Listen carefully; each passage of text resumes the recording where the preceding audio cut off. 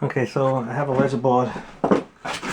Now, I'm using a laser level, but if you have a level, you just get a level line and put your laser board on the level line.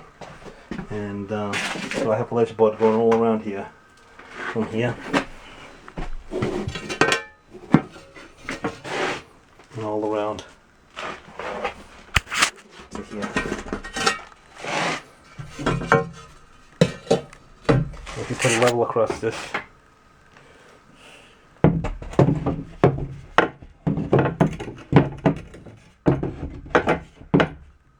it'll be perfectly level all the way across.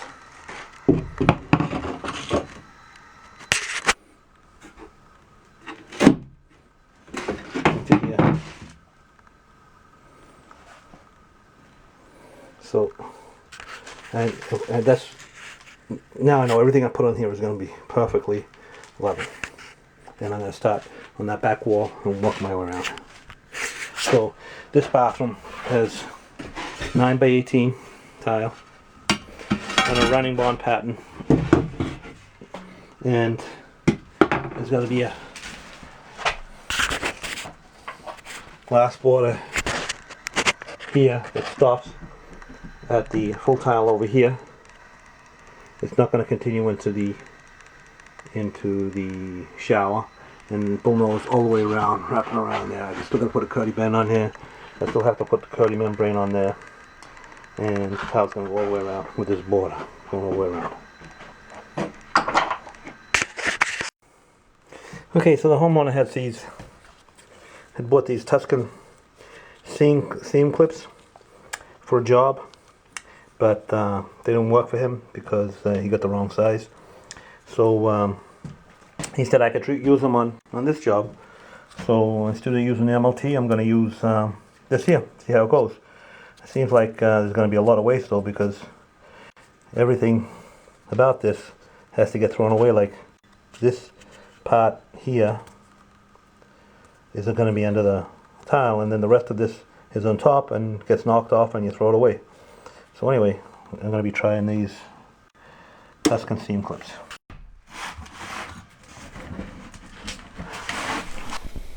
Okay, so as I've mentioned before, when you're installing tile on Schluter products, you use an unmodified thinset. Actually use a premium unmodified thinset. And in this case I'm using Tech uncoupling membrane mortar.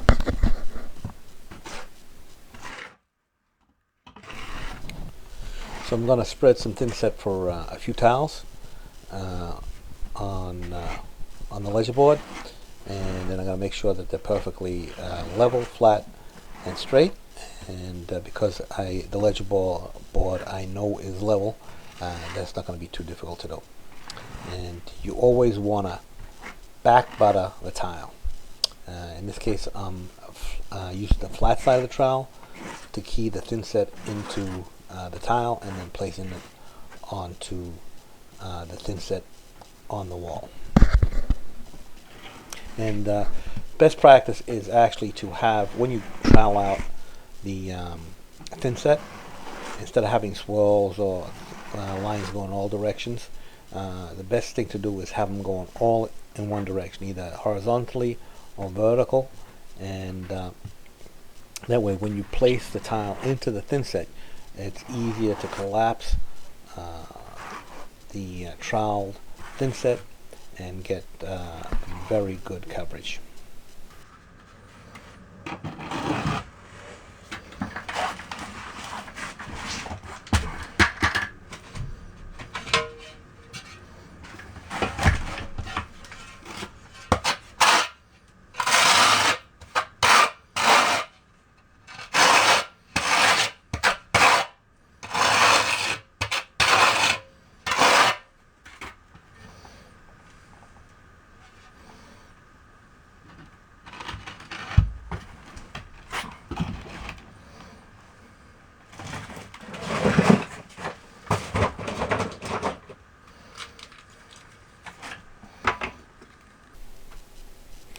Okay, so like I said, I'm going to be using the Tuscan Seam Clip, and these Tuscan Seam Clips come in different sizes depending on the thickness of the tile.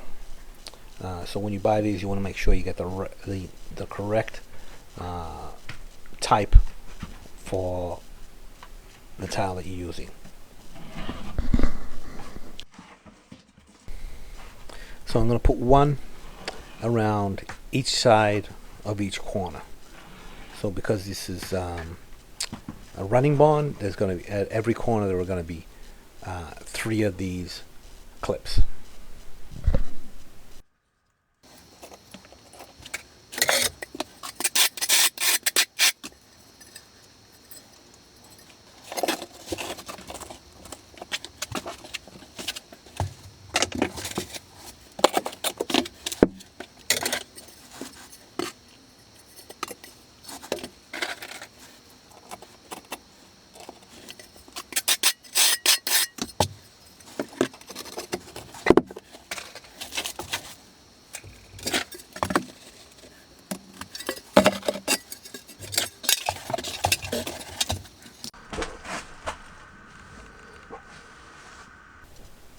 Okay, something to remember is when you're working with thinset, you want to try and keep it the tile as clean as possible, and to keep the grout lines as clear as possible of thinset as well, because it's going to be easy to clean it out when the thinset is still soft, but once the thinset gets hard, it's going to be much more difficult. So the cleaner you keep it while you're installing it, the easier it's going to be when it comes time to grout.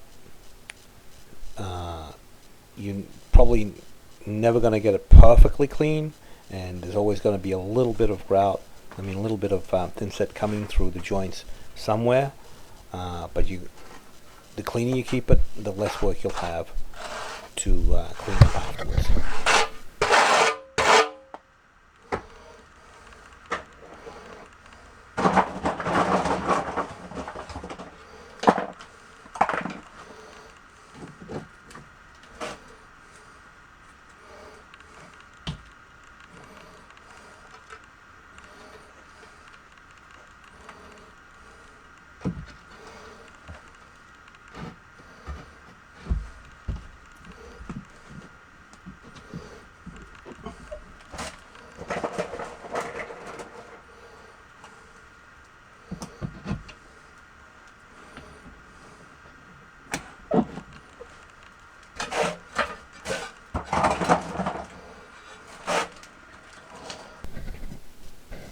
So I'm using the blue horseshoe spaces or U spaces to give me the width of my grout line. In this case, they're a 1/16 of an inch, and the Tuscan Seam Clips don't actually, they're very narrow, and so I don't want a grout line quite that thin, so I'm adding a spacer to make it just a little bit wider.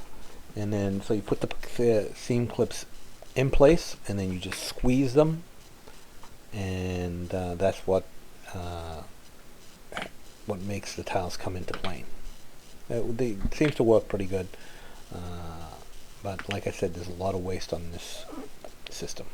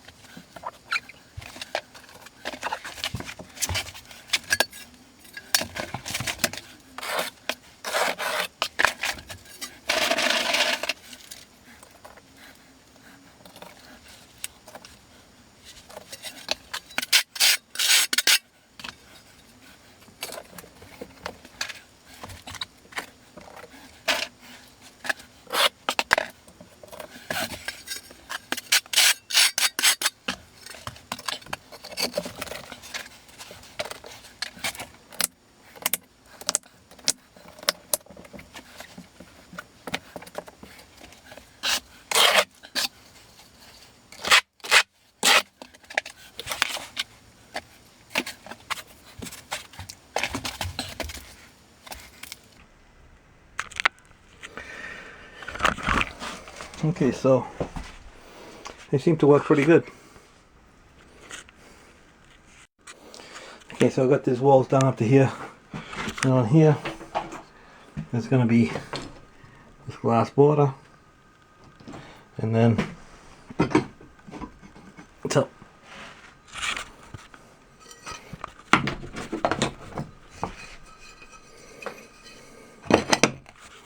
it's going to be like that to here, and then there's not going to be any border in there, and then the border starts again out here and goes around.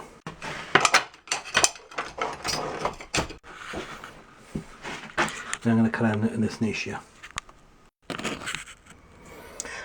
Okay, so I marked this here. This is where the niche is going. So I marked it, and then I cut it. Actually, I already cut this with just a utility knife. I just cut this with a utility knife. Already cut. And this is where my niche is going to be. It's going to have a shelf at about this height here for the shampoo and the soap. So I'm going to save this piece because this will go in the back.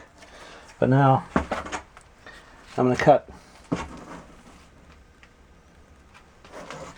some pieces. There's got to be a piece of 2x4 here, a piece of 2x4, and a piece of 2x4, and one here as well. But I can't put that in just yet because the homeowner wants to put some insulation in these areas here. So I'm just going to prep the pieces and then put them in tomorrow. Okay, so I got a piece of 2x4 here. I'll put one up here, just a couple of screws, and I just gotta adjust this a little bit, and a piece of 2x4 here, and then I'll put those in.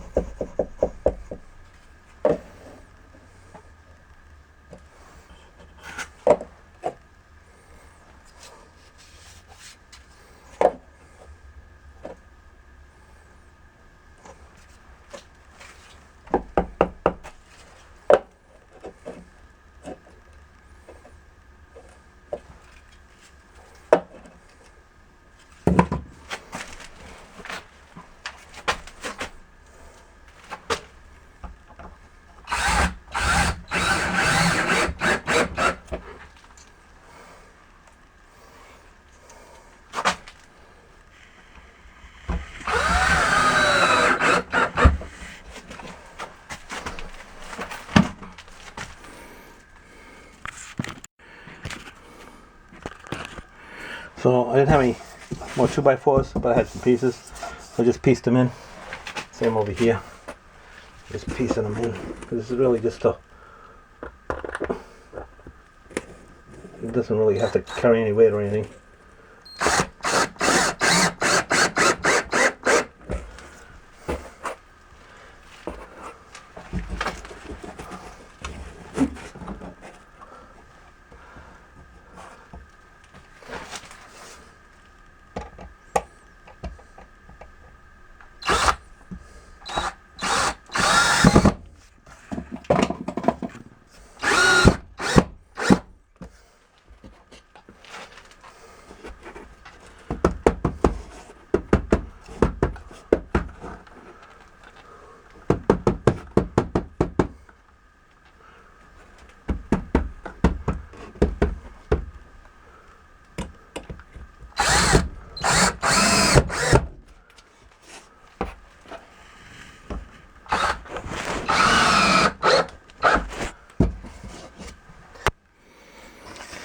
Okay, so I got all these already pre-cut and labeled.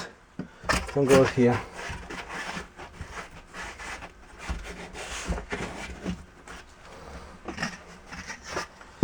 screws here.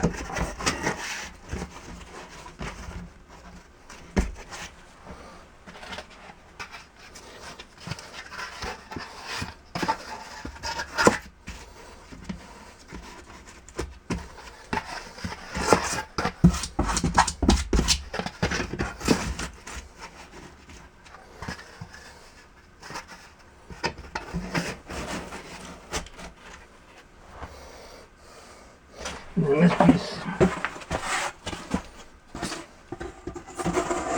goes in there. So I'm going to screw these in first. Just going to put a couple of screws in each one.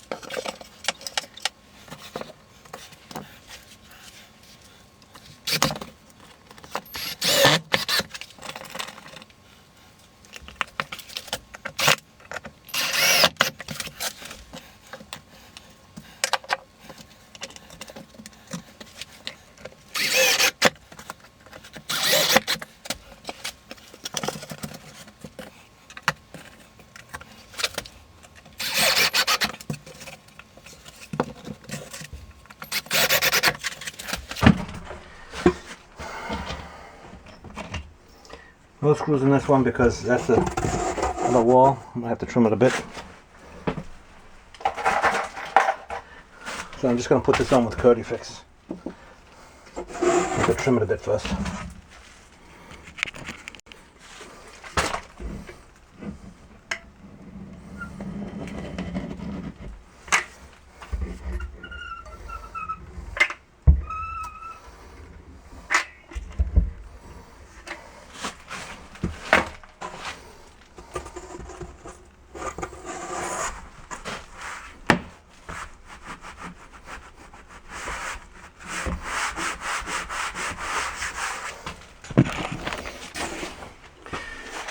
Now I'll put Kerdi-Band around it and it's good to go. So this is really an unnecessary step, but I'm going to do it anyway.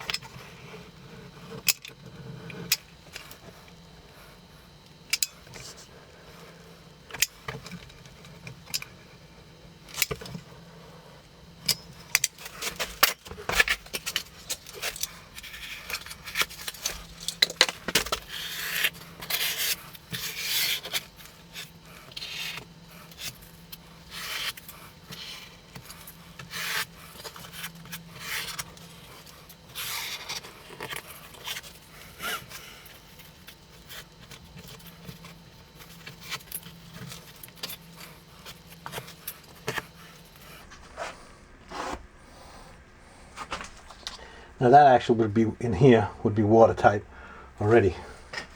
But I'm going to put the Kerdi-Band on anyway. Well, without, still have to cover all these screw holes.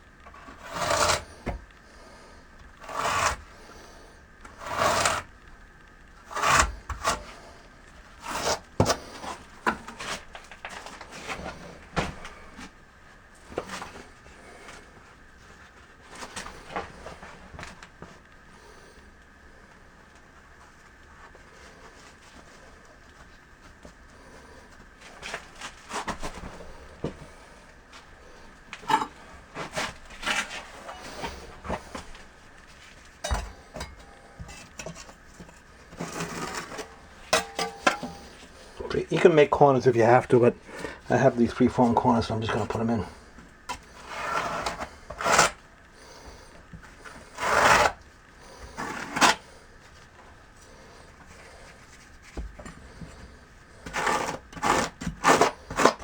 Set the inside corner there.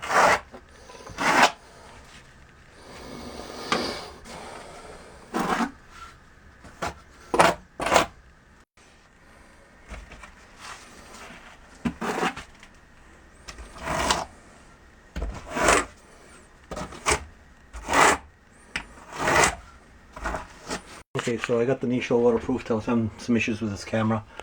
I think I got it fixed now. But so the Kerdi-Band is all the way around, and all the corners and everything's waterproofed. So now I'm gonna start doing some more tile. Okay, so tile set up, and there's a lot of waste on these clips, but let's say you take them off.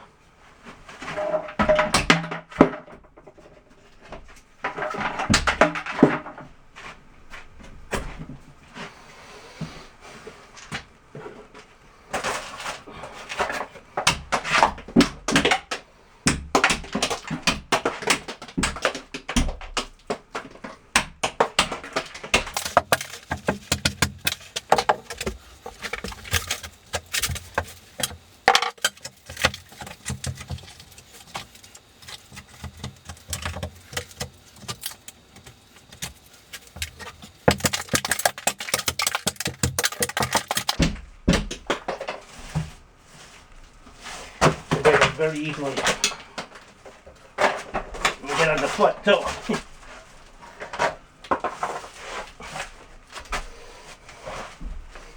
So I'll take the rest of those off, and then I'll move along and install some more tile. Okay, so I'm going to take these screws out here, and then that's going to leave a hole. So that hole has to be plugged. So I'm going to take these screws out, and then use Kerdi Fix to seal the holes.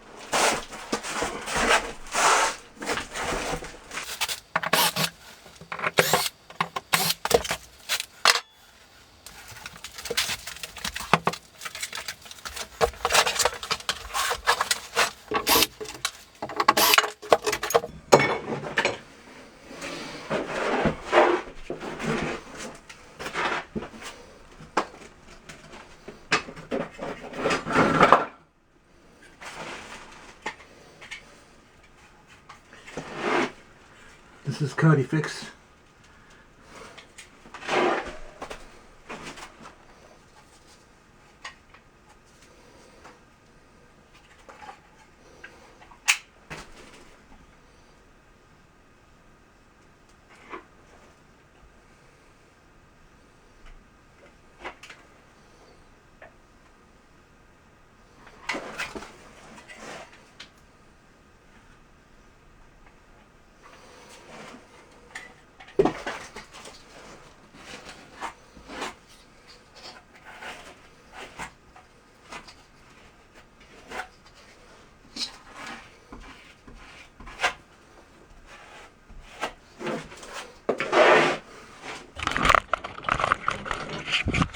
That's all you need to do to seal those holes. Don't have to put patch on it. That Kerdi Fix does a really nice job. And there is a Schluter Kerdi Fix.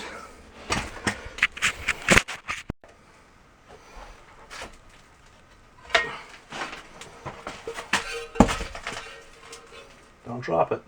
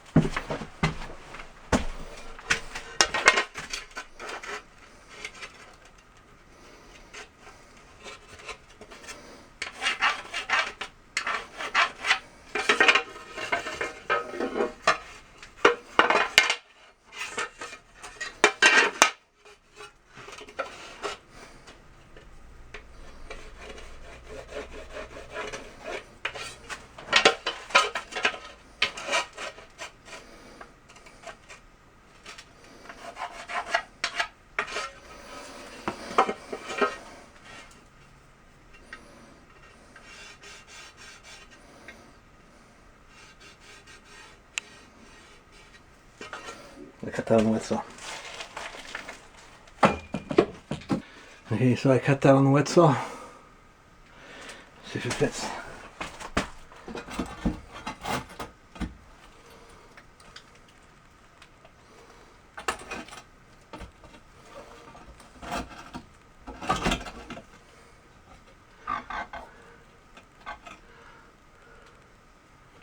Perfect.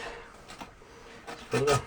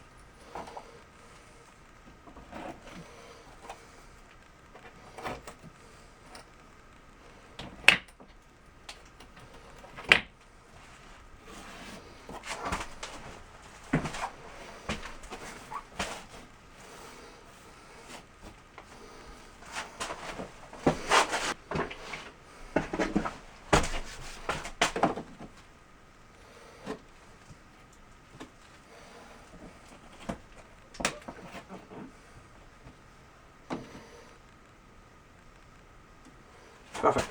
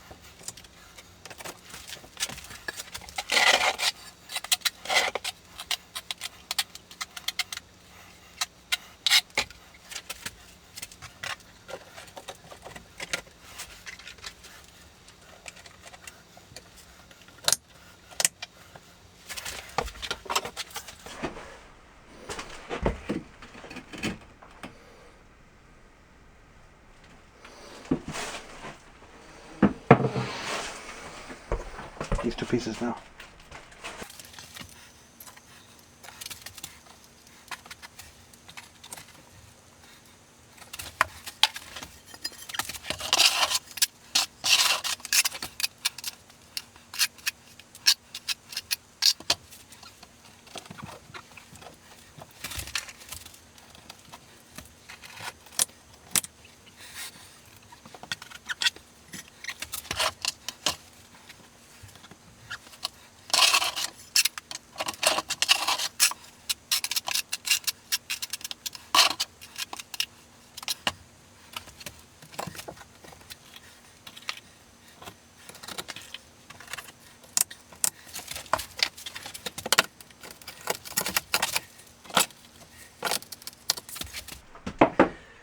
Cut this one here.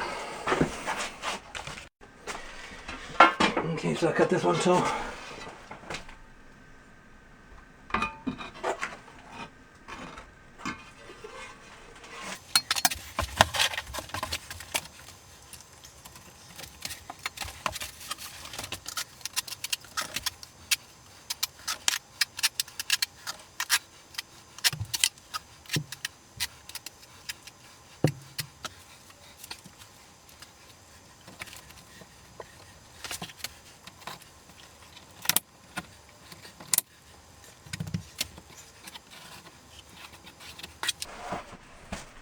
And then I'm going to cut this marble down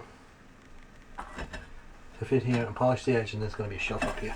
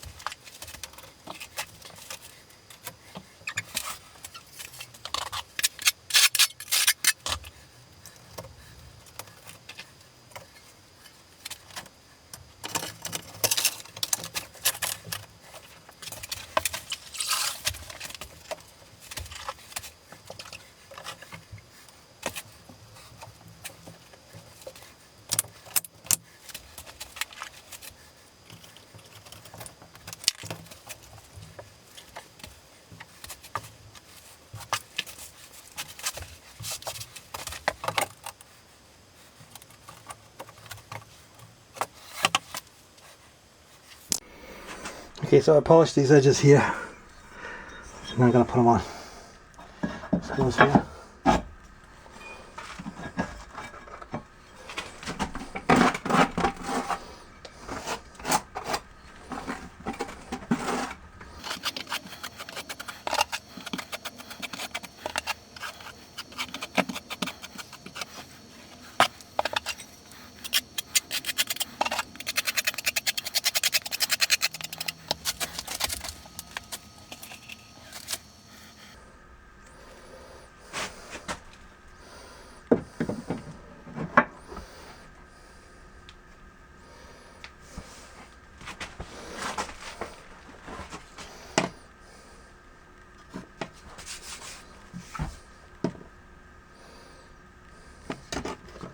You want to tilt it in towards the shower.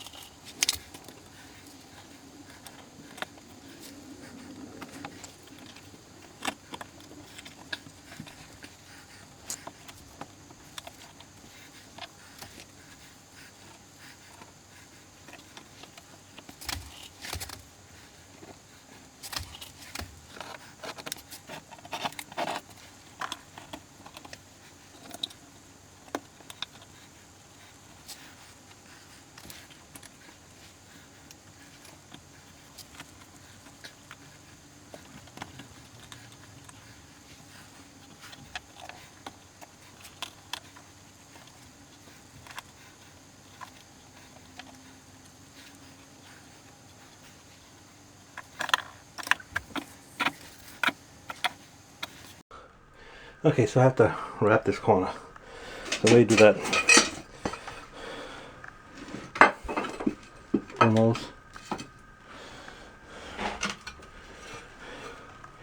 and tile. And then this is going to go up to this height here. And then above that, you need a bulldoze on this side with the finished edge on this side. And you put another boom up top, up here, above the tile line. And this bulldoze will continue like this, and then that'll finish, you'll see, and that'll finish that edge on that side up there. That's what I'm going to do.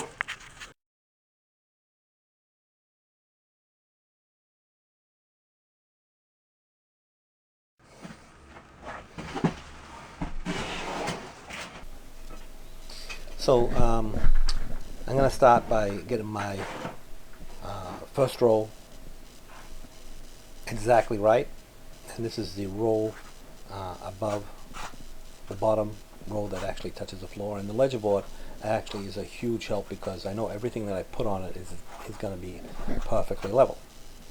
So I'm going to take my time with my first row of tile to make sure that it's perfectly in place, and then I'm going to build on top of that.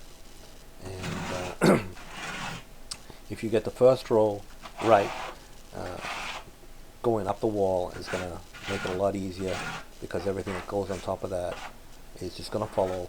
And if you start with a perfectly set foundation, it's going to be easier to continue with.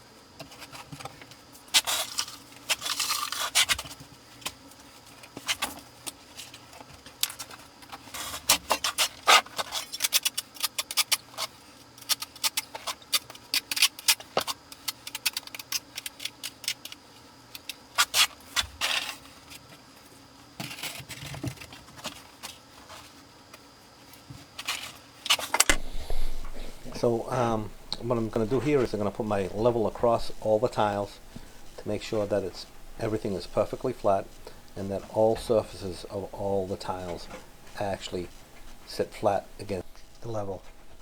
And once I know that is right, then it's going to be easier to build on top of that and get everything just right.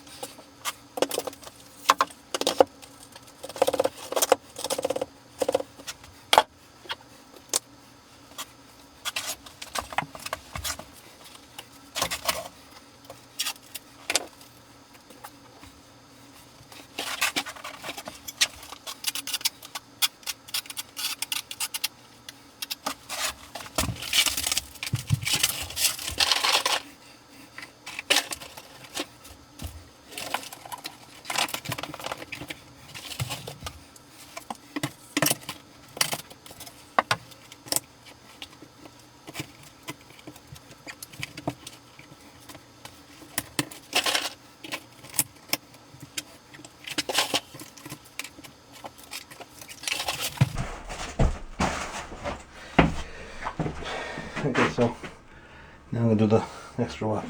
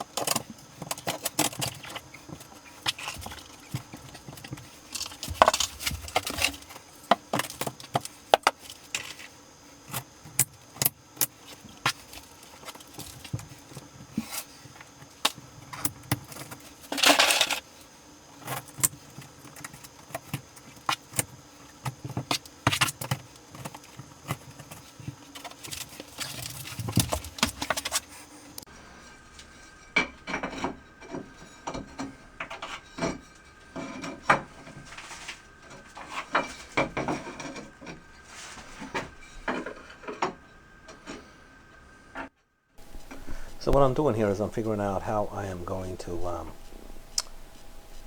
place this bull nose on the top, because the lines can't match on horizontal lines because the bull nose is shorter than the length of the tile, but going up and down the bull nose is the same width as the tile, so I want that to exactly match the grout lines that way. So the bull nose will match on the short side, but it won't match the grout lines on the long side.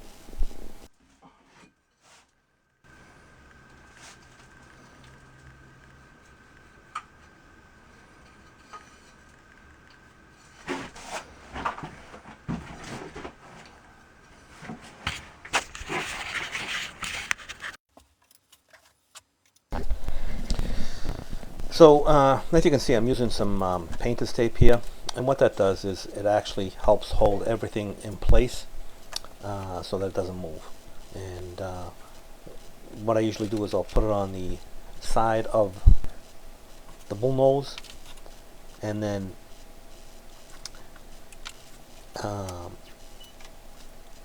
pull the tape towards the field tile so that I'm actually making it tight up against the spaces that I insert, and the spaces don't fall out.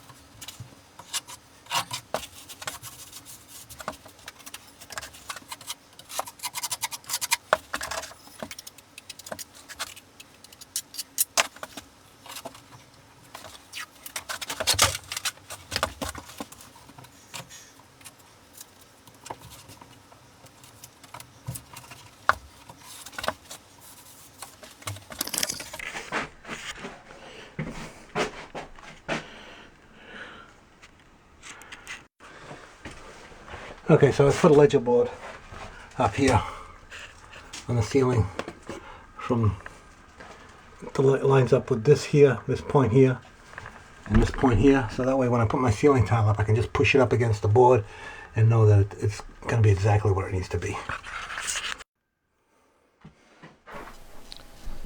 So this tile on the walls is actually a ceramic tile, and it's got a soft bisque, which is the back of the tile. It's a white colored bisque, which is actually fairly soft and it's easy to cut and is not very strong. But that's alright, because it's going on a wall and on the ceiling. It's never going to be worked on. So it's actually fairly light. But in any case, when you're sticking the tile on the ceiling, you want to make sure that you get good coverage and that the tile's not going to fall off. Because these tiles are light, it's actually fairly easy to get them to stick on the ceiling. So I just pushed it up in place, pushed it up against the ledger board, and then I pulled it down to check to see what my coverage was, and it was actually pretty good. And I'm going to do that probably for a couple of tiles, and then I'm just going to continue on with putting the ceiling in place. And these tiles, once they stick and grab and you push the air out of the thinset, they just do not fall. And then actually, even with the heavier tiles, usually won't fall either. They usually stay up pretty good. If you do have problems, you can use a thinset with better grab.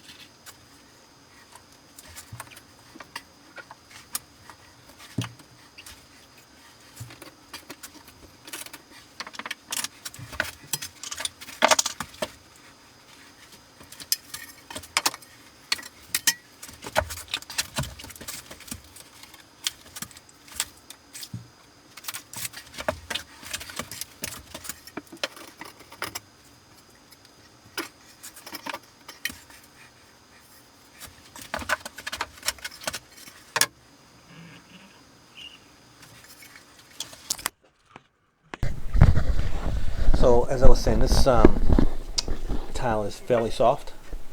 So instead of taking the tile to the wet saw to cut it, I'm just going to nip it out. And I used to do this a lot more years ago when a lot of wall tile was soft and there wasn't so many porcelain tiles around.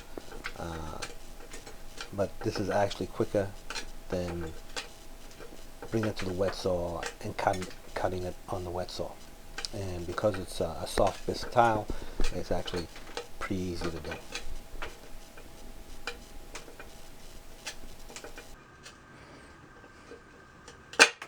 This is soft tile, so it's easy to nip.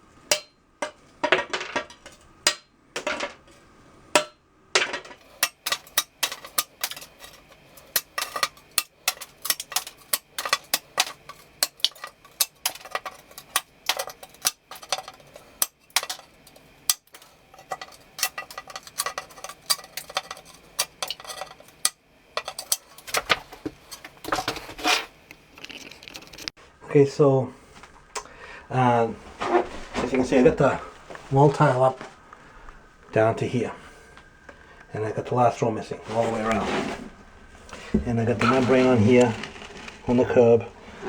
Now what I'm going to do is put membrane on the mud, and then I'm going to put corners, inside corners, in the four corners, and Kerdi-Band all the way around to get a 2-inch overlap, and that'll make this completely waterproof. This is the membrane, the Kerdi membrane. Now I'm going to install that onto the mud with an unmodified thinset. Always use unmodified thinset with Kerdi, unless you're going over plywood, and then if you're adhering like Detra or something to plywood, then you need to use modified, but 99% of the time you're always using unmodified.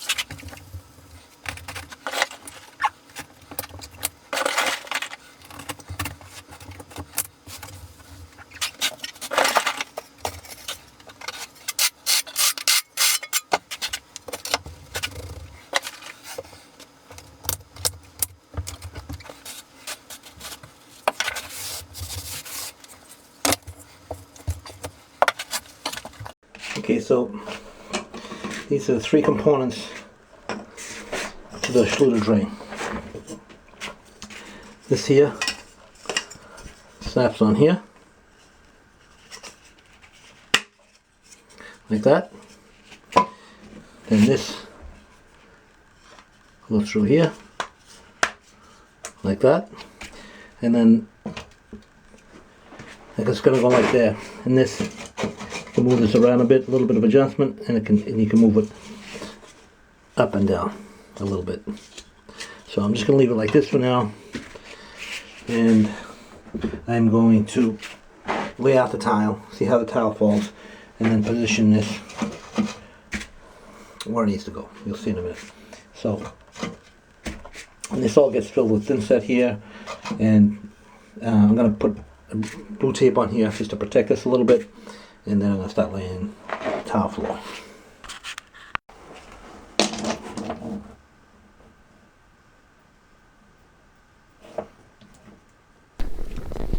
Okay, so usually when I have a shower floor, I will lay out the whole floor before I cement anything down and cut the whole thing in. That way I don't have to stop to cut tiles and spread thinset. I just do it all at once. So that's what I'm doing. I'm dry laying all the tile, see how it fits, and make adjustments, and then cut all my tile in, and then once that is done, I'm going to pick it up and cement it down.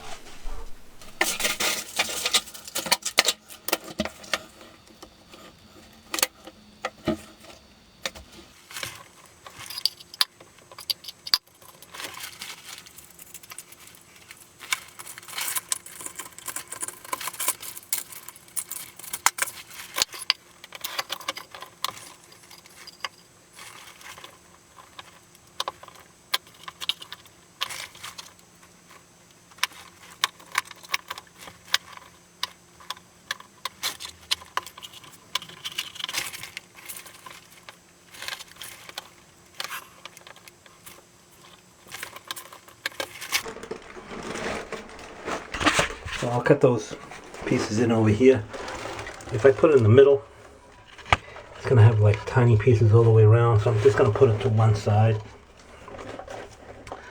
and then cut those pieces in.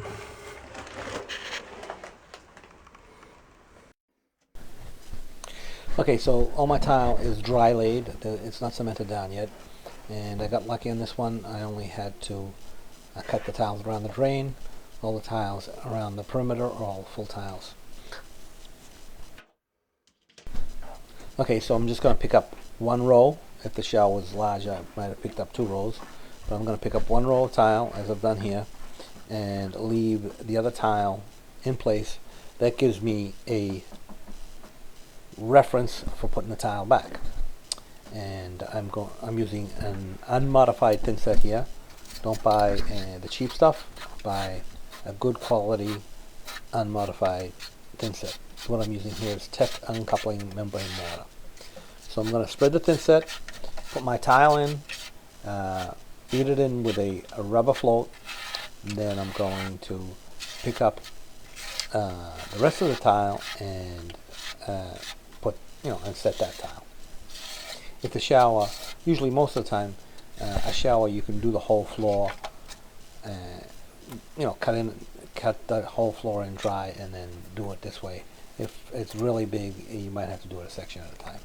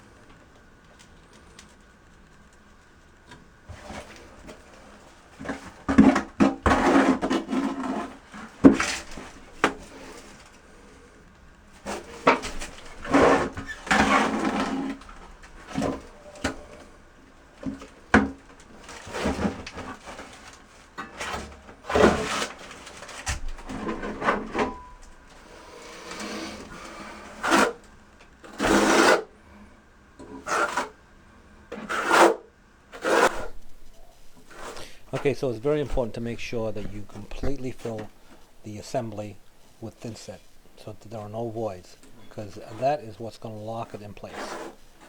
So I'm going to spread my thinset all the way around and make sure it's all filled and all smooth. And then when I put my tile in, before I put my tile in, I'm going to push this down, the grate assembly down so it's level with the tile, and I'm also going to backfill a little bit under the grate so that that is locked in place. Now this is important because if you don't fill it, then the assembly can collapse down under the tile. So what locks everything in place is the thinset.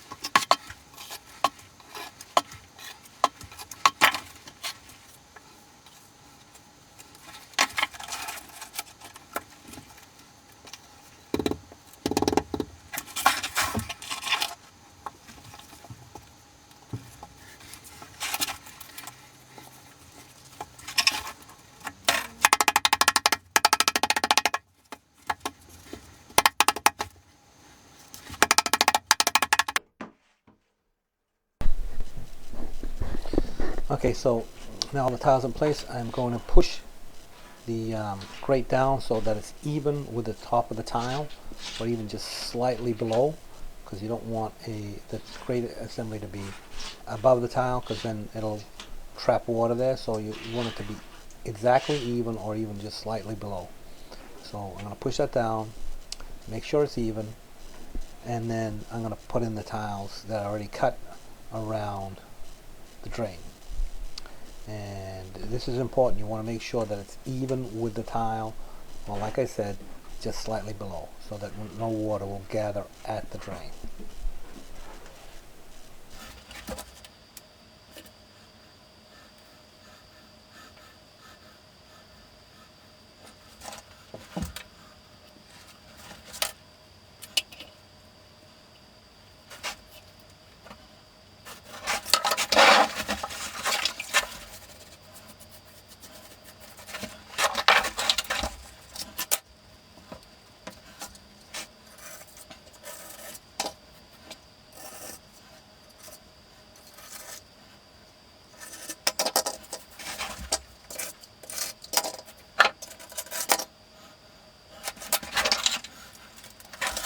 Okay, so that's it.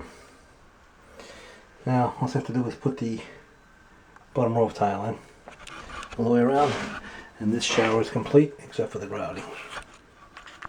Okay, so the customer wants me to waterproof the floor, and the way you do that, you can do it with the Ditra and the Kerdi board, and with the Ditra going up the walls, you use the inside corners like you did in the shower, 1, 2, and 3, and then you use the Kerdi-Band to wrap the corner, and the seams you use Kerdi-Band over the seams, and that'll make the floor waterproof. Now it's not going to be completely waterproof because there's still, you know, the hole for the floor and the radiator, and you know, going out the door. I use a Ditra trowel. The Kerdi trowel. 2-inch overlap.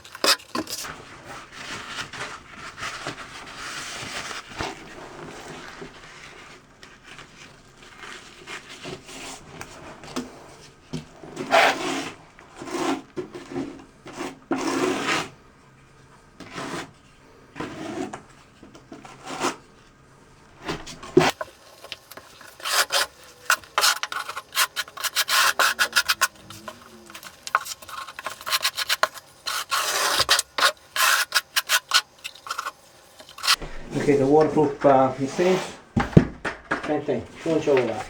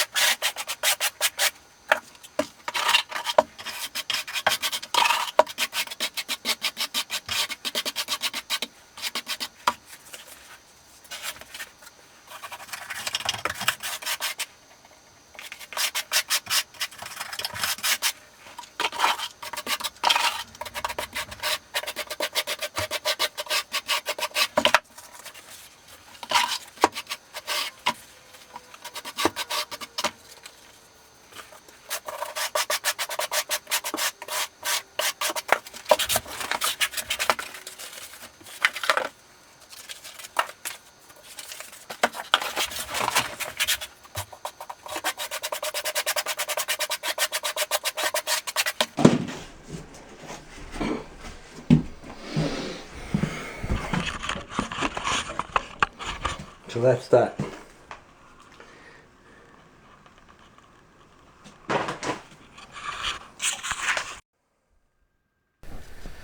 Okay, so all the tiles installed, and the only thing left is caulk and grout, which I'm going to do right now.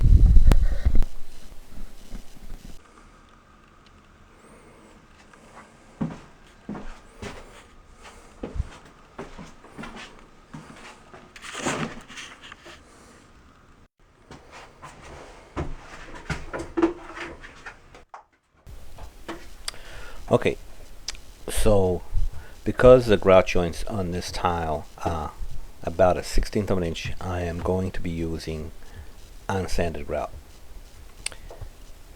The rule that usually applies to whether you use unsanded or sanded grout is actually tied to the size of the grout line.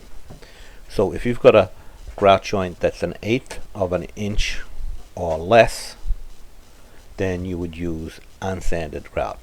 If you've got a grout joint that is 1/8 of an inch or more, then you would use sanded grout. Now the 1/8 inch grout line can go either way, sanded or unsanded. Typically, I will usually use sanded grout for 1/8 of an inch grout line. I just like the way it fills the joint better.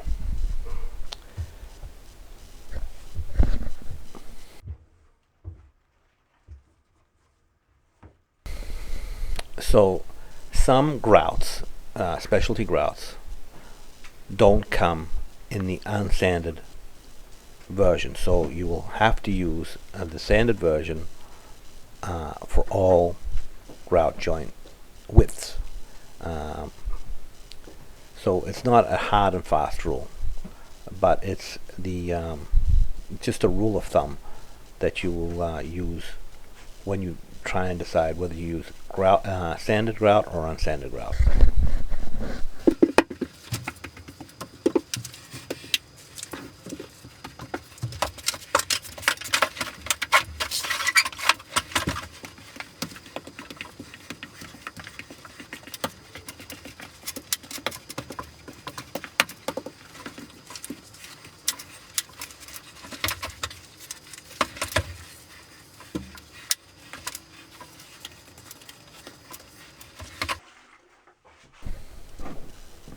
Okay, so I actually have several videos on my channel that explain the whole grouting process.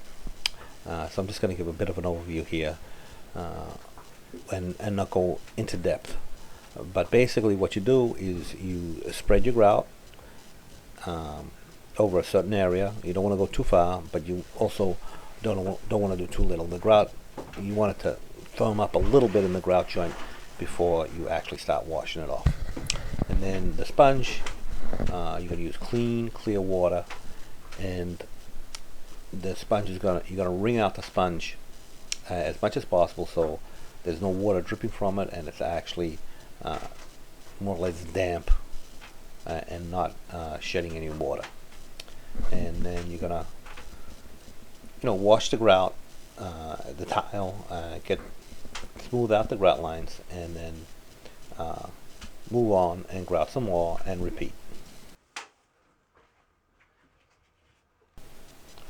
So as far as all the corners or changes of plane, except for the niche, I usually just grout the niche, everything in the niche, but on the walls and where a tile changes plane, like from the ceiling to the wall or from one wall to another wall, those joints are going to receive caulk, because you need a flexible joint there that's not going to crack with the movement of the house. So it might appear that when I'm grouting that I'm filling those joints, but I'm actually not. I am just trying to get as close to the corner as possible to fill all the joints on the surface of the tile.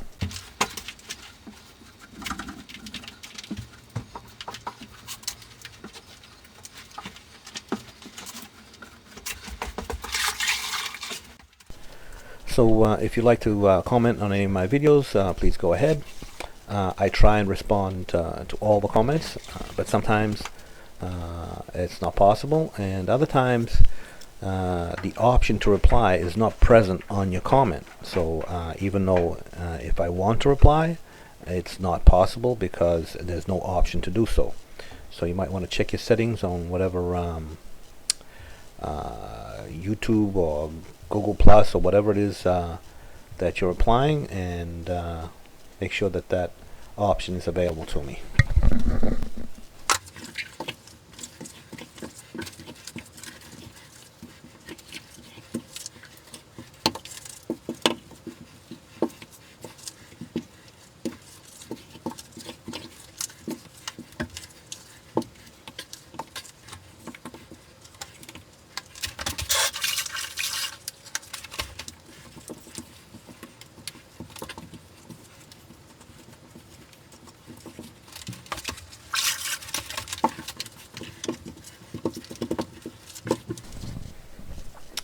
Okay, so when you're grouting, you're going to go over the same grout line multiple times in different directions, and that's how you ensure that the grout lines get completely filled. And even though you do this and you go over it multiple times, there's always, when you're washing it, when you're cleaning it, you'll always find a spot that you miss. So you just want to make sure that you check everything after you're done to make sure that you haven't left any holes in the grout. Sometimes that happens because there might be like a little air pocket in the grout, or whatever reason. And so you just always want to check after you're done to make sure that you filled all the grout lines.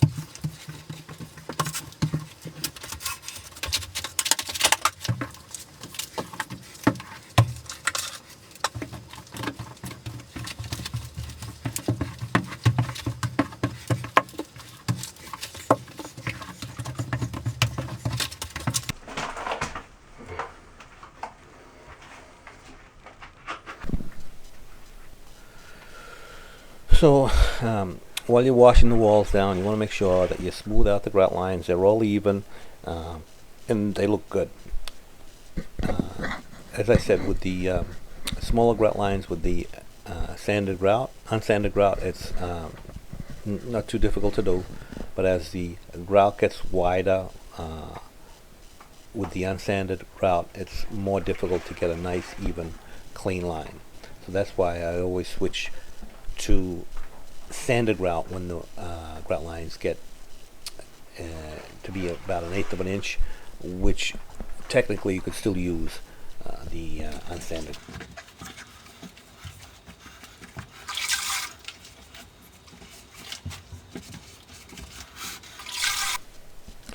Also, another thing to keep in mind is sometimes delicate tiles like polished marble or glass tiles sometimes will require the use of an unsanded grout, because the tile can be damaged, the surface of the tile can be damaged by the sand. So if you're in one of those situations that you're using a delicate tile, or you're not sure what grout to use, check with the manufacturer and make sure that if you're going to use sanded grout, that it is actually recommended, because some tiles require the use of unsanded grout so not to damage the tile. It's not often that's the case, but it can.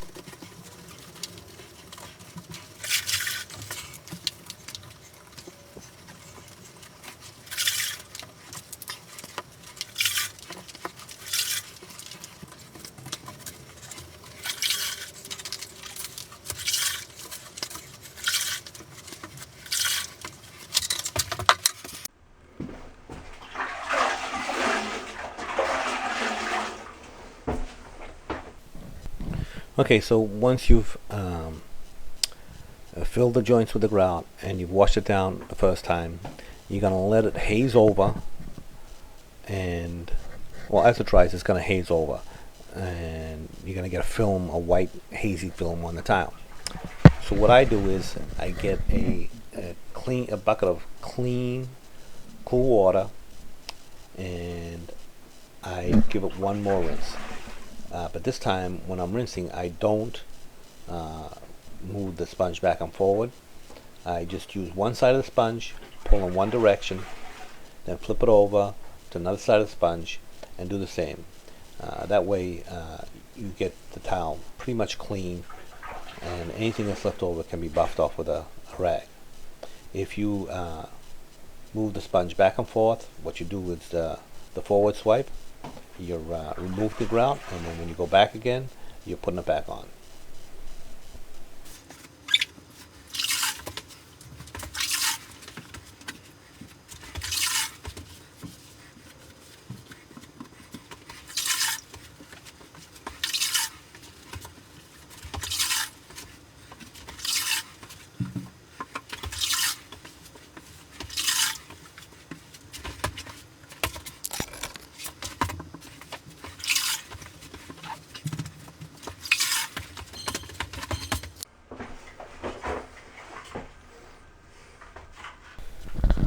Okay, so once you've got everything grouted and cleaned, it's time to caulk all the corners.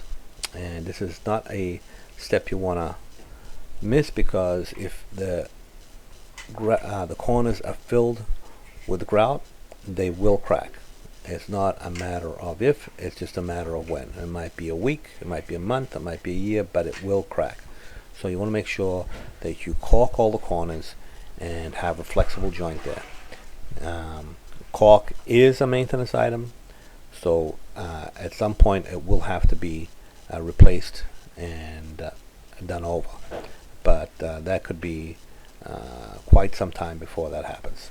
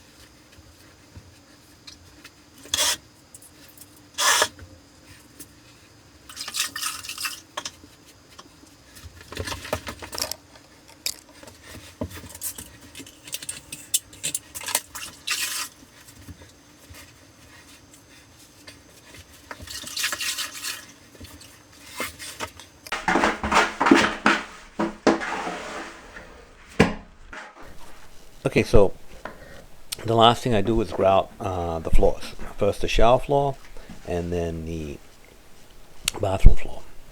And even though these grout lines are about 1/8 of an inch, as I stated earlier, I'm going to use sanded grout. It just fills the joint better, in my opinion.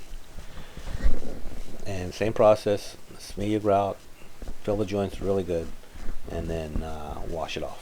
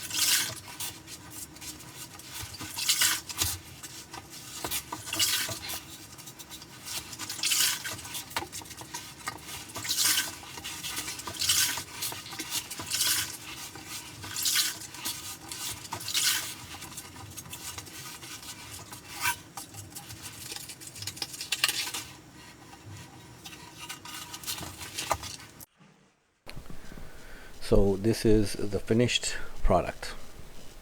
All the tile installed, grouted, and caulked. And I actually have at the very end here, because I am back in this house to do another bathroom. You're gonna see it completely finished with all the fixtures in.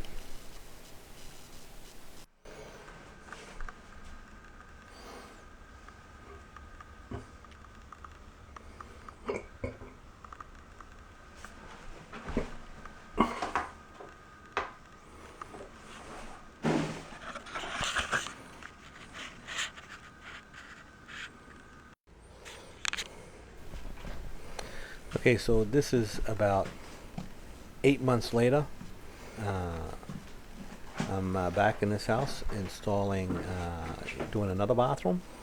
So I'm just taking a quick video of this shower that's been in use for about 8 months, 7-8 months.